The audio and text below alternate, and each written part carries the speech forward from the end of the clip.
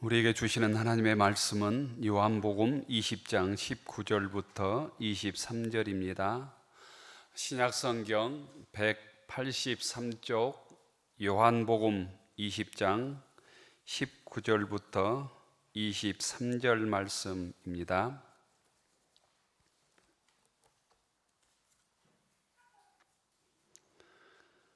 함께 교독하겠습니다. 요한복음 20장 19절부터 23절.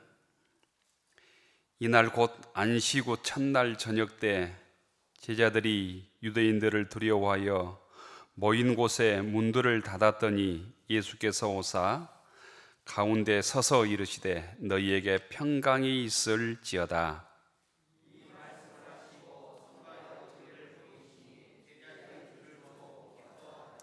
예수께서 또 이르시되 너희에게 평강이 있을지어다. 아버지께서 나를 보내신 것 같이 나도 너희를 보내노라.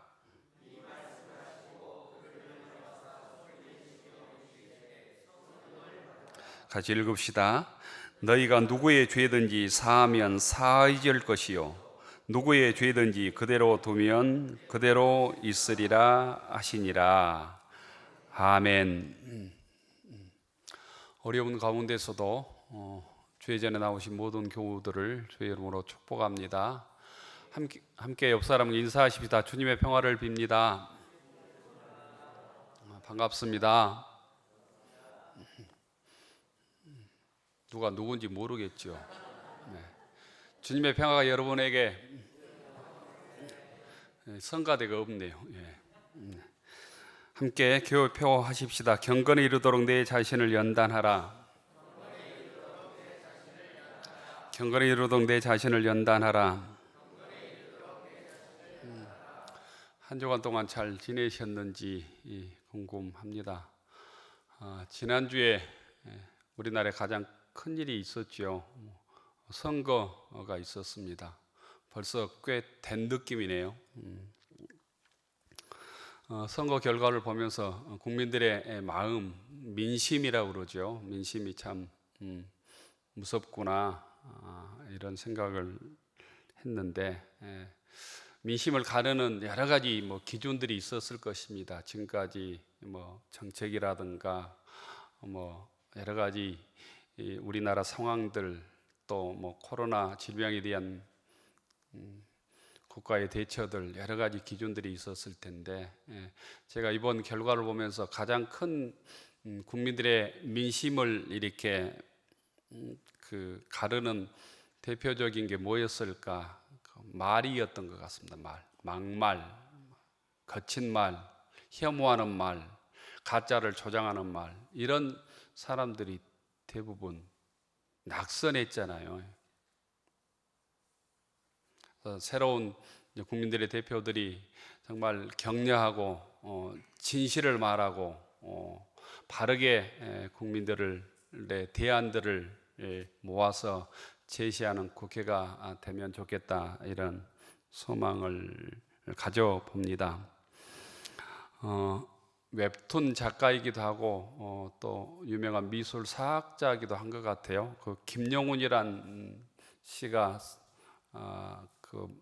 모아서 쓴 생각죽기라는 책을 보면 이런 사파가 있더라고요. 마스크를 이렇게 그려놓은 다음에 공포는 뒷덜미에 스멀스멀 기어다니는 그 무엇이다. 유능한 권력은 이를 제거하고 무능한 권력은 이를 조장한다. 공포, 불안을 제거하는 것이 곧 국가의 책임이다. 정치 지도자의 책임이다. 이런 뜻으로 저는 들렸습니다. 우리 모두가 불안에 떨고 있는 이 사회에 질병이 물러나야 되겠지만 불안의 지수를 낮추는데 저희들이, 우리 기독교인들이 먼저 좀 나섰으면 좋겠다. 그 길이 무엇일까? 힘들어하는 교우들께, 더 힘들어하는 사람들에게 축복하고 격려하는 말이 아닐까. 수없이 난무하는 이 막말, 거짓의 말, 믿을 수 없는 말들을 내려놓고 진실하고 격려하고 축복하는 말들을 함으로 이 사회가 어둠이 물러가고 맑아지는 사회가 되기를 주의 이름으로 축원합니다. 미국에서 한국에서 목회하다가 미국으로 이민 가서 미국에서 10년 동안 목회하다가 다시 이제 예전에 섬겼던 고향교회에서 초대해서 부흥회 강사로 오신 목사님이 계셨는데요. 10년 전에 함께 섬겼던 교우 중에 어떤 권사님께서 목사님을 보자마자 10년 만에 뵈는데 전혀 변하지 않았네요. 전혀 늙지 않았네요. 그 비결이 무엇입니까? 이렇게 목사님을 꼭 격려하고 축복을 했답니다. 그래서 기분이 좋아서 교회 한 바퀴를 돌고 또 다른 권사님을 만났는데 모 권사님은 얼굴을 보자마자 10년 만에 이렇게 팍싹 늙었네요. 미국 목회가 그렇게 힘듭니까? 이렇게 말했다는 거예요. 목사님이 혼자 이렇게 중얼거렸답니다. 아니, 내가 교회 한 바퀴 도는 사이에 이렇게 늙었나? 이렇게 중얼거렸다는 얘기가 있는데, 똑같은 상황, 똑같은 사람, 똑같은 환경 속에서 어떻게 반응하느냐, 어떤 생각, 어떤 관점을 가지고 얘기하느냐에 따라서 다른 사람을 축복할 수도 있고요, 다른 사람을 불평할 수도 있고 격려할 수도 있고, 다른 사람의 관계를 깨트리기도 하고 남에게 상처를 주기도 하고 남의 자존심을 허물어 드리기도 하고 그런 것 같아요. 지금은 다 서로가 위로를 받아야 될 상황이잖아요. 그래서 우리 예수 믿는 우리들이 주님의 위로를 통해서 세상 사람들에게 위로를 전하는 믿음의 사람들 되었으면 좋겠습니다. 우리가 믿는 종교를 기독교라고 그러잖아요. 기독교는 아주 간단하게 말하면 예수님의 부활신앙의 기초 위에 서 있습니다. 주님께서 부활하지 않았다면 기독교는 시작되지 않았다는 거예요. 교회는 세워지지 않았다는 것입니다. 2000년 동안 기독교 역사는 이어질 수 없었다는 것입니다. 주님께서 죽음을 이기시고 부활하셔서 우리의 구주가 되어 주셨기 때문에 교회가 세워지고 복음이 전해지고 우리 한국에까지 복음의 역사가 계속 이어져 온 줄로 믿습니다. 우리나라에 공식적으로 우리 기독교 전도의 역사는 1885년 같아요. 1885년 4월달 부활절에 언더우드와 아펜젤러, 감리교 선교사 아펜젤러, 장로교 선교사 언더우드가 같은 배를 타고 부활절 새벽인가 한국에 들어왔어요. 인천항에. 그러면서 그 어두운 새벽에, 부활절 새벽에 이렇게 기도했다는 거죠. 아펜젤러 같은 나이가 많아서 기도하면서 이 어둠의 한국의 역사를 복음의 전해짐으로 어둠의 역사가 물러가게 하옵소서, 이렇게 기도하며 부활절 아침에 들어왔다는 기록이 있습니다. 그렇게 이 어둠의 땅에 복음을 전할 수 있었던 기초, 능력도 주님께서 부활하셨고 그 부활의 신앙이 그 선교사들에게 있었기 때문입니다. 러시아 정교의 기도문 중에 보면 사제가 회중을 향해서 예수 그리스도께서 부활하셨습니다 라고 하면 회중들은 곧바로 진실로 부활하셨습니다 이렇게 화답하는 기도문이 있다고 그래요. 예배 드릴 때마다 그 기도문을 반복한다고 그럽니다. 우리로 얘기하면 사도신경을 믿음으로 고백하는 것과 똑같은 거예요. 끊임없이 예배를 드릴 때마다 우리가 사도신경을 반복함으로 주님께서 본디오 빌라도에 죽으시고 3일 만에 부활하셔서 우리의 구주가 되어주셨습니다 라고 고백하는 것처럼 정교의 예배에서는 예수 그리스도께서 부활하셨습니다 라고 사제가 고백하면 회중들은 진실로 부활하셨습니다 이렇게 고백하는 기도문이 있다고 그래요. 한번 해봅니다. 제가 예수 그리스도께서 부활하셨습니다 하면 여러분들은 뭐라고 하죠? 예, 예수 그리스도께서 부활하셨습니다. 예수 그리스도께서 부활하셨습니다. 이 간단한 고백, 이것들을 끊임없이 반복하고 고백함으로 신앙이 여기에까지 이어졌다는 거예요. 이 믿음이 왜 중요한가?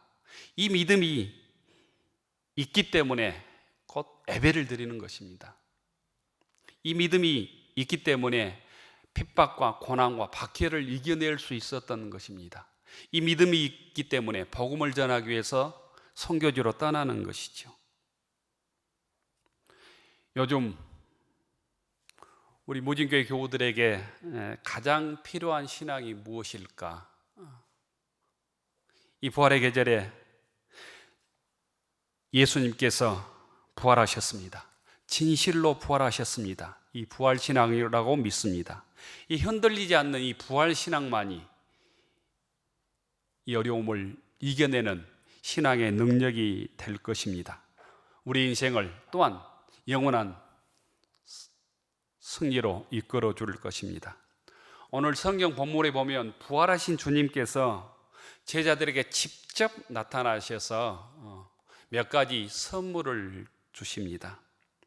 이 선물은 제자들뿐 아니라 부활하신 주님을 믿는 모든 사람들에게, 오늘 이 시간 우리들에게도 부활하신 주님께서 찾아오셔서 똑같은 선물을, 제자들에게 주신 선물을 똑같이 주신 줄로 믿습니다.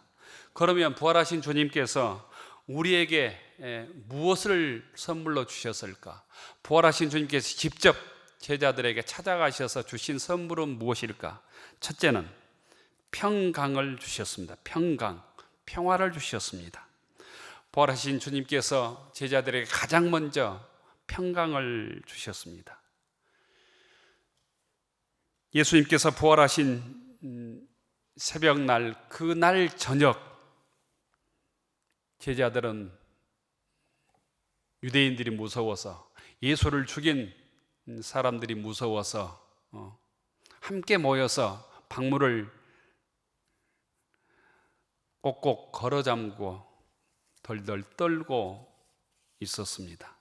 불안에 떨고 있는 제자들을 주님께서 직접 찾아가셔서 평강이 있을지어다 이렇게 말씀하고 있는 것이죠. 왜냐하면 제자들은 부활하신 주님을 직접 만나지 못했기 때문에 두려움에 떨고 있어. 언제 로마 군인들이 찾아와서 체포해 갈까 불안할 수밖에 없었습니다. 베드로 같은 사람은 예수님께서 십자가에 지기 전에 2번씩이나 부인하고 예수님을 저주하면서까지 3번이나 부인했던 배반자 아니었습니까? 막달라 마리아가 예수님께서 부활하셨습니다 라고 하는 사실을 전해 주었지만 반신반의했던 사람들이 곧 제자들이었습니다. 그런 제자들에게 부활하신 주님께 직접 찾아가셔서 첫 번째 했던 말씀이 우리들 같으면 책망하는 말씀이었을 것 같아요. 저였다면 너희들이 그럴 수 있느냐? 3년 동안 동고동락했던 너희들이 나를 그렇게 배반할 수 있느냐? 화부터 내었을 것 같잖아요. 또 온갖 섭섭한 얘기를 다 했을 것 같은데 부활하신 주님께서는 그런 말씀을 한마디도 말씀하지 아니하시고 가장 먼저 제자들을 찾아가셔서 했던 말씀이 너희에게 평강이 있을지어다. 19절 말씀입니다. 19절 말씀을 보면 이렇게 되어 있습니다. 이날 곧 안식 후 첫날 저녁 때 제자들이 유대인들을 두려워하여 모인 곳에 문들을 닫았더니 예수께서 오사 가운데 서서 이르시되 너희에게 평강이 있을지어다. 함께 해보십시다. 너희에게 평강이 있을지어다. 너희에게 평강이 있을지어다. 제자들이 전혀 기대하지 않는 말씀을 예수님께서 하신 것이지요. 너희에게 평화가 있기를 원한다. 너희에게 평화가 넘치기를 원한다. 21절에 보면 다시 한번 제자들에게 평강이 있을지어다 2번이나 말씀해 주십니다. 요한복음에 의하면 부활하신 예수님께서 제자들에게 하신 첫 번째 말씀, 너에게 평강이 있을지어다입니다. 부활하신 주님께서 제자들에게 말씀하신 것처럼 오늘 이 시간 우리들에게 찾아오셔서 우리들에게 평강이 있을지어다, 너희들에게 평강이 있을지어다, 이렇게 축복의 말씀을 주시는 줄로 믿습니다. 부활신앙으로 산다는 것은 어떤 뜻일까? 부활신앙으로 산다는 것은 오늘 말씀에 의하면 주님께서 주신 평화를 누리며 산다는 것입니다.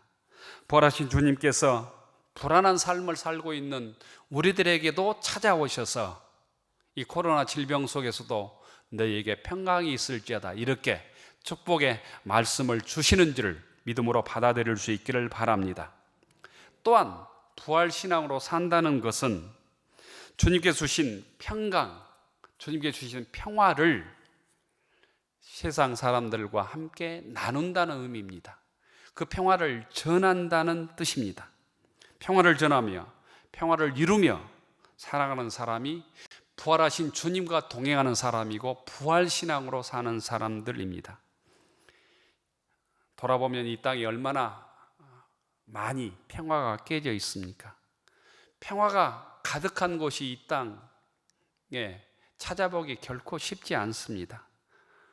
정치 집단 간에, 이념 간에, 노사 간에, 지역 간에, 세대 간에, 남녀 사이에, 또 많이 가진 자와 가지지 못한 자 사이에, 또 사람과 자연 사이에 갈등이 가득 차 있어서 평화가 깨져 있습니다.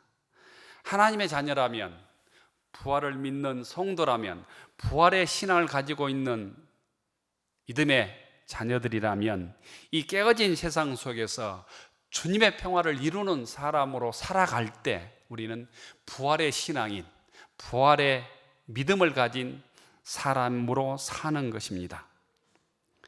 평화를 이루는 일이 힘들지만 주님께서 부활하셔서 첫 번째 제자들에게 주신 축복과 은혜와 사명이 평강이 있을지어다, 평화를 이루는 사람이 되라고 하는 말씀이었다는 사실을 마음속에 기억할 수 있기를 원합니다. 주님께서 이미 돌아가시기 전에 평화를 위해서 일하는 사람은 행복하다, 그들은 하나님의 자녀라고 불려질 것이다, 이렇게 말씀해 주셨습니다. 평화를 위해 일함으로 하나님의 자녀로 인정받고, 또한 평화를 위해서 일함으로 하나님의 자녀로 불리해지는 무진교회 가족들이 되기를 축원합니다. 둘째, 부활하신 주님께서는 제자들에게 찾아오셔서 선물을 주셨는데, 두 번째는 기쁨을 주십니다. 요한복음 16장 20절 하반절에 보면 이런 말씀이 있어요. 너희는 근심하겠으나 너희 근심이 도리어 기쁨이 되리라. 주님께서 십자가의 골고다에 십자가 지고 걸어갈 때, 올라가실 때는 제자들은 슬퍼했지만 예수님을 십자가에 못 박는 사람은 기뻐했습니다. 로마 군인들은 기뻐했습니다. 예수님께 십자가에 돌아가셨을 때 제자들은 절망했지만 그 적대자들은 기뻐했습니다. 그러나 주님께서 부활하시자 로마의 군인들과 예수님의 적대자들은 불안에 떨었지만 제자들은 기뻐할 수 있었습니다. 20절에 이렇게 말씀하고 있습니다. 이 말씀을 하시고 손과 옆구리를 보이시니 제자들이 주를 보고 기뻐하더라. 부활하신 주님을 만나고 기뻐하는 교우들이 되기를 축원합니다. 부활하신 주님을 만난 제자들은 크게 기뻐하였습니다. 슬픔과 근심이 사라지고 마음의 기쁨이 넘쳤습니다. 험한 세상에서, 불안한 세상에서 우리가 어떻게 기뻐할 수 있을까? 부활하신 주님을 만날 때 가능합니다. 부활하신 믿음으로 살아갈 때 세상의 슬픔을 이겨내고 감사와 기쁨으로 살아갈 수 있습니다. 영적으로 악한 마귀는 우리에게 끊임없이 근심, 걱정을 던져주고 근심의 씨앗들을 우리에게 뿌려놓습니다. 하지만 사망 권세를 이기시고 부활하신 주님께서 슬픔 가운데서도 기뻐할 수 있도록 그 슬픔을 이기고 감사할 수 있는 능력을 주시는 분임을 믿음으로 받아들일 수 있기를 원합니다. 부활하신 주님을 만나면, 부활의 신앙으로 무장하면 기쁘게 살아갈 수 있다는 것입니다. 돌아보면 세상에 힘들어하는 사람들이 이 코로나 질병 사태로 갈수록 많아지고 있습니다. 슬픔 속에서 시간을 낭비하고 불평하기보다는 부활의 믿음으로 슬퍼하는 사람들을 위로하고 격려하는 믿음의 사람, 감사하며 기뻐하는 믿음의 사람들이 될 수 있기를 축원합니다. 실제로 주님께서는 우리들에게 사명을 주십니다. 미션을 맡겨주십니다. 21절을 보십시오. 예수께서 또 너희에게 이르시되 너희에게 평강이 있을지어다. 그리고 아버지께서 나를 보내신 것 같이 나도 너희를 보내노라. 나도 너희를 보내노라. 함께 따라서 하십시다. 나도 너희를 보내노라. 하나님께서 예수님을 이 땅에 구원자로 보내주신 것처럼 부활하신 주님께서 제자들에게 나도 너희들을 세상에 보낸다. 부활의 증인으로 보낸다. 복음의 증인으로 보낸다. 이렇게 말씀하십니다. 오늘 이 시간 부활하신 주님께서 오늘 우리들을 복음의 증인으로 이 땅에 보내주셨다고 하는 사실을 믿음으로 받아들이십시오. 저는 주님으로부터 무진교회를 주님의 몸으로 섬기라고 하는 이 사명을 받았다고 믿습니다. 저는 주님으로부터 무진교회 교우들에게 바르게 하나님의 말씀을 증언하라는 사명을 받았다고 믿습니다. 저는 주님으로부터 주의 종으로 부름받고 죽도록 주님을 위해서 충성하라는 그 사명을 받았다고 믿습니다. 그 사명을 온전히 감당하지 못함으로 죄송할 뿐이지요. 하지만 주님은 저에게 또한 사명을 맡긴 우리들에게 결과를 묻지 않으십니다. 얼마를 남겼느냐를 묻지 않으십니다. 그 물음 대신 얼마나 충성했느냐, 얼마나 순종했느냐 라고 묻고 있다고 믿기 때문에 위로를 받습니다. 세상은 어떤 일의 크기를 말하지요. 성과를 말하고 성공을 말하고 크게 양을 따집니다. 아무리 좋은 사람도 회사에서 성과를 못 내면 그냥 퇴출되는 세상입니다. 하지만 주님은 우리들에게 얼마를 남겼느냐를 묻지 아니하시고 얼마나 주님께서 맡겨준 일에 최선을 다했느냐, 충성했느냐고 묻는다고 믿습니다. 여러분들도 그 주님의 물음에 열매는 크지 않지만 내가 순종했습니다, 충성을 다했습니다, 이렇게 대답할 수 있는 교우들이 되기를 바랍니다. 부활하신 예수님을 만났던 사람들은 모두 주님으로부터 받았던 사명을 감당하며 살았던 사람입니다. 주님이 부활하신 이른 새벽에 빈 무덤에 찾아갔던 막달라 마리아는 부활하신 예수님을 만나고 제자들에게 내가 부활하신 주님을 만났습니다, 부활하신 주님을 보았습니다 라고 증언했습니다. 사도행전 4장 20절에 보면 부활하신 예수님을 만난 제자들이 이렇게 고백하고 있는 것을 볼 수 있습니다. 우리는 보고 들은 것을 말하지 않을 수 없습니다. 내가 보고 들은 것을 핍박이 있어도 고난이 있어도 감옥에 가도 말하지 않을 수 없습니다. 이렇게 증언합니다. 그래서 스데반은 돌에 맞아 죽어가면서도 부활하신 예수님을 증언했습니다. 다메섹 도상에서 부활하신 예수님을 만났던 바울은 옥에 갇히면서도 태장에 맞으면서도 40에 하나 감한 매를 5번이나 맞으면서도 복음을 전하는 것을 멈출 수 없었던 것이지요. 사도행전 20장 24절에 보면 사도 바울의 고백이 이런 고백이 있습니다. 나의 달려갈 길과 주 예수께 받은 사명 곧 하나님의 은혜의 복음 증거하는 일을 마치려 하면은 나의 생명도 조금도 귀한 것으로 여기지 아니하노라. 부활하신 예수님을 사도 바울이 만났기 때문에 목숨을 걸고 복음을 전할 수 있었던 것이죠. 주님의 영원한 생명을 소유한 저희들도 부활하신 주님께서 우리에게 주신 그 사명을 잊지 않고 끝까지 감당하는 무진교회 교우들 되기를 주의 이름으로 축원합니다. 그 사명을 잊어버렸다면 다시 주님께서 나에게 어떤 사명을 주셨을까, 어떤 책임을 주셨을까, 어떤 직분을 맡겨주셨을까, 다시 곧 내 신앙을 돌아보고 회복하는 교우들 되기를 원합니다. 우리 모두는 가정을 구원하는 사명, 자녀를 구원하는 사명, 나에게 허락해 준 나의 사랑하는 친구와 이웃을 구원하는 사명, 주님의 사랑과 복음을 전하는 사명을 모두 주님께서 맡겨주셨다고 믿습니다. 그 사명을 감당할 때 주님께서 권능을 주시고 능력을 주시고 지혜를 주시고 힘을 주실 것입니다. 그런 성도들이 모일 때 교회는 적든 크든 거룩한 교회, 세상을 구원하는 교회, 세상의 핍박과 고난을 이겨내는 능력 있는 교회가 되는 것입니다. 그런 교회를 함께 이루어갈 수 있기를 바랍니다. 넷째로 주님께서는 우리들에게 성령을 주십니다. 22절에 보면 이 말씀을 하시고 그들을 향하여 숨을 내쉬며 이르시되 성령을 받으라 말씀하십니다. 함께 따라서 합니다. 성령을 받으라.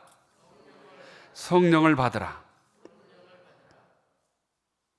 예수 믿는 우리들에게 주님께서 주신 복 중의 복, 최고의 복은 저는 부활하신 주님께서 우리들에게 성령을 주셨다고 하는 사실이라고 믿습니다. 우리에게 성령을 보내주셔서 우리와 동행해 주시는 것이 예수 믿는 자들에게 주시는 최고의 복이라고 믿습니다. 성령의 닉네임, 다른 이름을 성경은 보혜사라고 했어요. 보혜사. 보혜사라는 말은 우리를 지켜주신다라는 뜻이죠. 우리를 지켜주시는 분, 우리를 이루하시는 분, 우리에게 능력을 주시는 분. 또 어떤 성경에는 이 보혜사를 카운셀러라고 했습니다. 우리를 상담해 주시는 분, 우리의 문제를 해결해 주시는 분. 원어로는 파라클레이토스라고 성령을 표현했습니다. 부활하신 주님께서 우리를 홀로 두지 아니하시고 성령을 우리에게 보내셔서 우리와 동행해 주시고 우리를 이루하시고 우리를 격려하시고 우리를 상담해 주시고 우리의 문제를 해결해 주시는 것을 믿을 수 있기를 바랍니다. 그래서 낙심하지 않을 수 있는 것이죠. 코로나 질병의 창궐로 많은 사람들이 어려움과 불안 속에 있지만 성령께서 우리 함께 하심으로 불안을 이겨내고 불안에 떨고 있는 사람을 격려하고 이루하는 무진교회 교우들이 되기를 바랍니다. 마지막으로는 부활하신 주님께서 우리들에게 권능을 주십니다. 능력을 주십니다. 23절에 보면 이렇게 되어 있습니다. 너희가 누구의 죄든지 사하면 사해질 것이요 누구의 죄든지 그대로 두면 그대로 있으리라. 우리 함께 하시는 성령은 우리에게 권능과 능력과 지혜를 주신다는 거예요. 주님의 성령은 우리에게 능력으로 나타납니다. 우리가 믿는 기독교는 부활의 종교입니다. 부활의 종교는 우리에게 주님께서 능력을 주신다는 거예요. 만약 주님의 부활이 없었다면 우리의 믿음은 헛것이고 우리는 무능력한 사람으로 살아갈 수밖에 없습니다. 부활장으로 일컬어지는 고린도전서 15장 14절에 보면 그리스도께서 만일 다시 살아나지 못하셨으면 우리의 전파하는 것도 헛것이요 너희 믿음도 헛것이며 이런 말씀이 있습니다. 부활하신 주님을 믿지 못한다면 주님께서 부활하지 않았다면 우리가 전하는 복음도 헛것이 되고 우리가 믿는 믿음도 모두 헛것이 된다는 것입니다. 만약 주님께서 부활하지 않았다면 이 땅에 기독교는 결코 존재하지 못할 것입니다. 우리가 믿음도 헛된 믿음, 망상에 불과할 것입니다. 부활하신 주님은 빈부돈 밖에서 떨고 있는 막달라 마리아에게 직접 나타나셔서 부활하신 주님을 보여주시고 말씀해 주시고 제자들에게 알려주시라고 말씀합니다. 두려움에 떨고 있는 제자들에게 친히 나타나셔서 평강을 주시고 기쁨을 주시고 사명을 주시고 성령의 능력을 주시고 권능을 허락해 주십니다. 오늘 이 시간 이 부활하신 능력이, 부활하신 주님께서 제자들에게 허락해 주신 그 능력이 무진교회 교우들에게 함께하기를 축원합니다. 그 주님 바라보며 주님께서 우리들에게 맡겨주신 사명을 기쁨으로 감당하는 믿음의 교우들이 되기를 축원합니다. 그럴 때 우리는 세상 속에서 승리할 수 있습니다. 어려움을 이겨낼 수 있습니다. 주의 자녀로, 평화의 자녀로, 평화의 일꾼으로 살아갈 수 있습니다. 끝까지 부활의 믿음으로 주의 사명을 감당하는 무진교회 교우들이 되기를 주의 이름으로 축원합니다. 기도 올리겠습니다.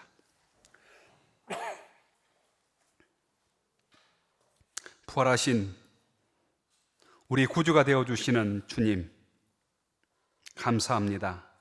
부활하신 주님을 찬양합니다. 부활하신 주님을 경배하며 주님을 송축합니다. 이제는 죄의 종으로 마귀의 종으로 살지 않게 하옵소서. 이제는 세상 권세에 두려워하지 않게 하시고 주의 말씀에 순종하게 하옵소서. 다시 일어서서 부활의 증료로 살아가게 하옵소서. 부활하신 예수 그리스도의 이름으로 기도 올리옵나이다. 아멘.